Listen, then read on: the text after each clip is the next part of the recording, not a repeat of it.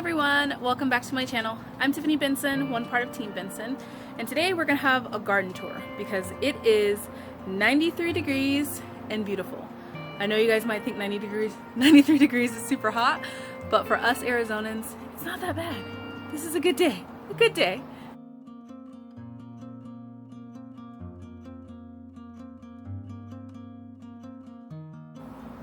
So it has been insanely rough this summer. This has been the longest summer, and I think we're getting ready to hit a record for how many 100-degree days that we've hit here in Arizona. So it's been a hard time for gardening and trying to decide when to have shade cloth up, how much sun does your plants need, because it's also not a consistent super hot heat. It'll go from like 70s in the morning to like 100 degrees to 103 degrees by the afternoon. So it's like your plants are going from these extreme temperatures just over a matter of hours. So gardening at this time has been really, really interesting. But I have a lot of things that are doing really well, and while we have these cooler days, which are 93 degrees for us in Arizona, that's a good day. Like let's all go out and do something. Let's go for a hike. It's 93 degrees. So when it stays like this, I want to give my garden a little bit more sun, just because the plants do need that light to grow. And blocking the light, even though it's not going to be that temperature for the whole day, is going to stunt a lot of the growth of your plants. So one of the things that I noticed in my garden is that some of the things that weren't getting full sun were definitely getting stunted. So I'm going to show you guys what I got going on, and let's just take a fun tour. Okay, so first up guys, in my kitchen herb bed, we have a lot of things that are really loving the sun, like this marjoram and the sage and the rosemary. The parsley, some parts of the parsley is getting some sun school, and then some parts of the oregano are getting some sun school. And then the thyme, it's starting to grow back, but the sun just was not great to it. So this is one of those things that you have to decide, okay, how much sun are you going to give it? Because there's some things that just need that sun to grow. Now that I'm letting the sun really get over here, yeah, I'm losing a couple things, but the things that are in here are starting to get a lot of new growth on them. And so they're starting to really thrive. So it's one of those things that I can have time pretty much all year long. So if it's dying right now, I can go ahead, replant it, and then get it back in here, but I won't lose some of my other herbs that like more of the sun. Also, this chive over here too is doing really good too as well. So the next thing I have here is my brassica bed. Now, this is where it really gets tricky, because it's like, do you give the brassicas the full sun and it'd be at 90-something degrees that they're not gonna like and risk them bolting? Or do you cover them and let them grow really slowly, which mine have been growing really slowly. So what I've been doing is I've been trying to give them morning sun to where it gets up to about 85 degrees at the most, and then cover them if the sun is still over here in this area.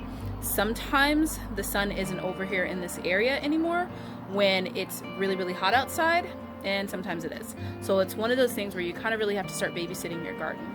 So in here I have the cabbage, and as you can see, everything is growing pretty slowly, but now that I'm giving it some sun, it's growing faster. Like the new leaves on it are coming in, but some of the older leaves are getting some sun school.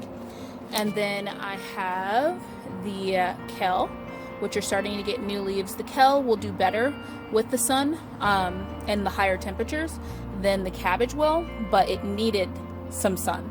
So that's why that one's been growing so slowly. I also have the tomato over here that also would really love some more sun, so that's why I've been giving it morning sun. The basil plant is getting attacked by spider mites. Yay, the spider mites are back. And then we have a red Russian kale that's doing really well. Some more cabbage over here. I don't know what that artichoke plant is doing. I've just been kind of leaving it to its own demise. And then we have a random radish that looks like it's getting ready to start taking root. So I cannot wait until it cools down and all these stupid spider mites go away, because the extreme temperatures from it going from really cold, well, not really cold, but like 70s to like 103 has just really made the basil unhappy. Like the basil's like, I'm not liking this. And it has attracted a whole bunch of spider mites, and now my beautiful basil plants that took forever for me to get them that nice and glorious are now being attacked. Somebody did tell me to use diatomaceous earth, which I've never used diatomaceous earth in my garden, but I didn't order it off of Amazon, and I will sprinkle it on there and see how that kind of fares, because at this point I just don't want the spider mites around my garden again. So over here the garden gets a lot more sun, and these pepper plants are doing really well. So first we have a little bush tomato plant over here. This is one of my favorites. It is a better bush, and it grows pretty small, so it'll probably only get to about the top of this, and it just produces a lot of tomatoes. So this is one I like having at all times. My eggplant is doing amazing. It's already like growing a bunch of new leaves, and it's really enjoying the extra sun. So this is one I want to kind of really make sure that we get going, because I think that this one will provide us more eggplants for the fall than that one, which is still growing back. So if I can stop the roof rats, I can grow jalapenos. This jalapeno plant's doing well. Those two, they'll get all these leaves, and then a roof rat will come and eat like one of them. As you can see, it's eaten 3 leaves off of this one, but this one is doing pretty good. And then the parsley over here is doing well as well. Now these tomato plants, these ones are some cherry tomato plants. They're starting to grow a little bit taller now that I'm giving them more sun, but I do need to start stringing them up to where they'll start growing up instead of just vining all over the place. Now what I'm really happy about are my shishitos. Now this is one that I got full size, and then this is one that has been growing back, my only shishito plant that actually survived the summer heat. One thing that I do need to go in here to do with this one is I need to basically trim off all of these leaves down here. I like my shishito plants and my pepper plants in general to have a base that has nothing on them. I think that it keeps them healthier, and it makes it produce a lot more fruit, in my opinion. So today I'm going to go through and I'm going to cut off all of these bottom branches. Now I know some people might think it's a little bit extreme giving your pepper plants haircuts like that, but that's something that I've always done, and it's kept my pepper plants really healthy and producing a lot for such a small space, because my pepper plants also don't get giant rooms to kind of like grow in. They grow in little bitty pots, and they're growing kind of compacted next to each other.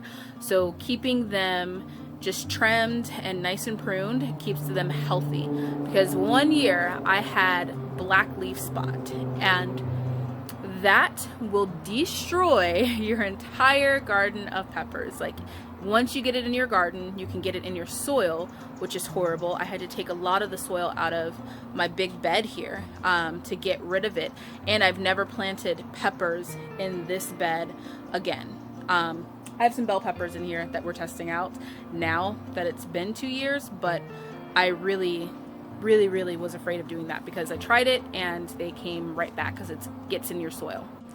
So up next we have one of my Malabar spinach plants, and now that I'm giving this one more sun, it is starting to vine like the other one. It's not as tall as the other one, but it's slowly starting to get there. I have some seeds going in here of beans, which I was hoping that we would be in the 90s. Apparently we're going to be back in the hundreds again. So hopefully those come in fine. If not, I have beans starting inside. I have the bell pepper plant over there. And then I have 2 big beef tomatoes that are appreciating more sun. So I'm giving them more sun while the temperatures are in the 90s. I have the okra plant that always loves more sun, and the roof rat came in and ate a couple leaves off of that one while it was eating leaves off the bell. And then I have this squash plant that is just struggling all over again because of the spider mites. So I'm going to get some DE, like I said, and I'm going to dust it on this one and then also the basil. And then back there I have the bell. Now over here I have my tasty green cucumbers, my only cucumbers that have survived. And although the leaves look like this, guys, right now it's because it's so hot and I still need to water a little bit because it's still around 90 degrees. But by me giving it sun like this and letting it go through this, it grows about maybe like a half an inch every time I let it do that. So it seems extreme and it makes me feel uncomfortable, but at least the sun is helping it grow. And then back there we have the early girl tomato that I'm letting get more sun to as well.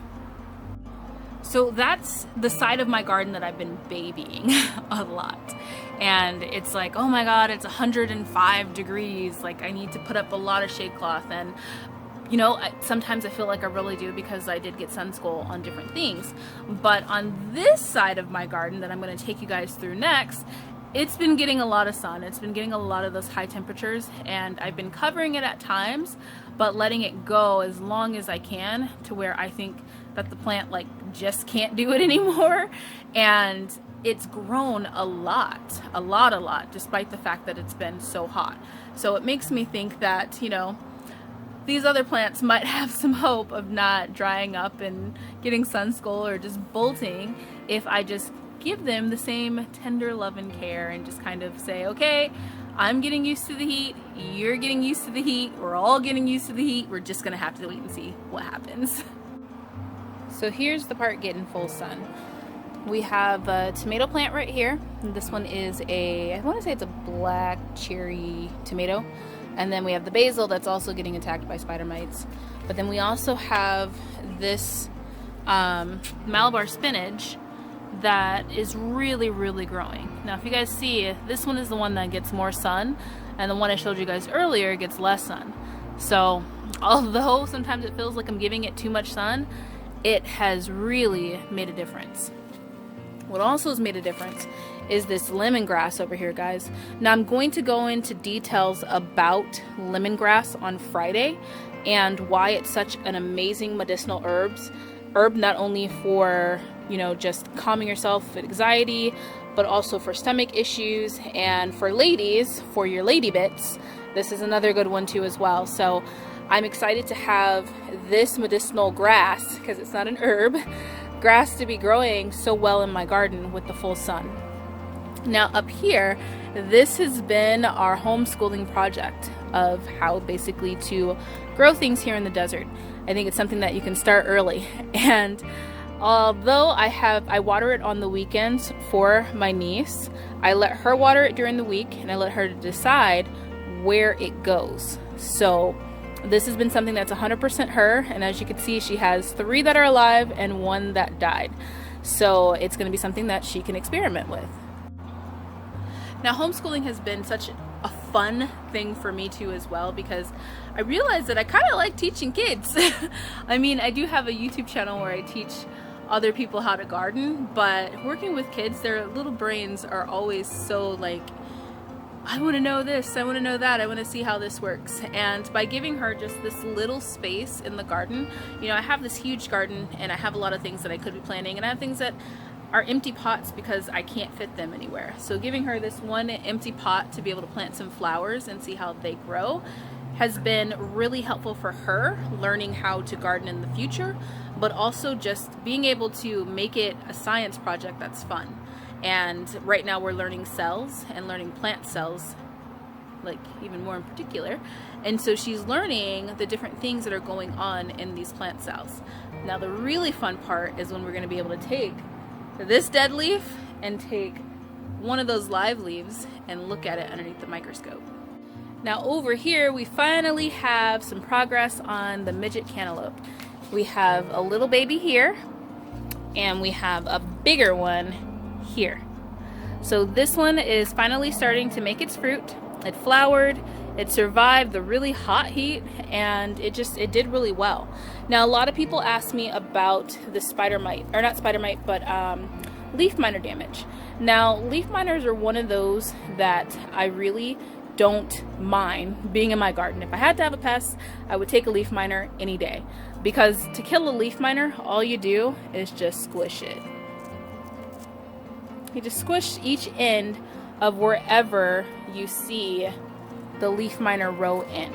Now these ones I've already squished, so these unfortunately now are going to be blemished with the marks, but as you can see the plant is still green. It didn't kill it. So although the leaf miner rows look annoying, but they're easily to kill and they're easily to maintain control of. So now all the ones down here, there's a little bit that have them, but all these new ones don't have any damage to them. if you have to pick a pest, go leaf miner. Go leaf miner all day. Because like I said, they're so easy to kind of get rid of. Like you just squish it and then it's done. So they can spread all over the plant and attack every single leaf, but if you come out and just monitor it and squish them, then you'll be fine. And like I said, they'll stay that way, so it'll be not the prettiest thing to look at, but at least it didn't kill the plant, like spider mites. Now here is my little project where I rerouted these aloe veras, and out of the 3, that one I killed because I bent the root when I was putting it in, but these ones are doing pretty good. Now they look a little bit lighter than the parent plant right now, and that's just because they're starting to take root and they're taking up a bunch of water, but now instead of them being leaned over, they're sitting straight up. So over here in the corner, this is the mama plant, and it is loving this weather right now. The leaves are so thick on it, so they're full of water and full of juice. So this is a great medicinal plant to have. If you guys haven't watched my video on aloe vera and all the medicinal properties, I will link it down below, because this plant has done wonders for a lot of us, like health benefit wise. So always have aloe vera growing in your garden.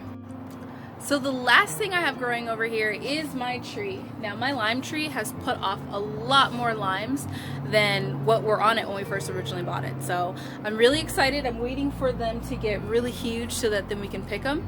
I'm not really sure when you pick limes, so we'll kind of wait and see. I usually get lemons from one of my friends, so I'll probably kind of go around the same time that they're doing it and see how they do. But it's been growing really, really well. It gets a lot of sun, so I do protect it some of the times with the big umbrella here, so it doesn't like burn up too bad. As you can see, some of the leaves burn, but it's doing really, really well. I'll show you guys up close. So getting up close to it, this one has thorns on it, but we have lemons there, or limes there, and we have limes here. We have them all over here. There's a couple. We have some right there, but look guys, it has these gnarly thorns on them that hurt. So make sure you're careful if you're growing a lime tree. Well guys, that's the end of my garden tour. I'm gonna head inside, watch the weather report, make sure there's no surprise heat waves, and I'm just gonna let my garden really enjoy this 93-degree weather sun. So until next time, make sure you guys are growing yourselves a garden, because even a small space can provide you with tons of food. Bye guys.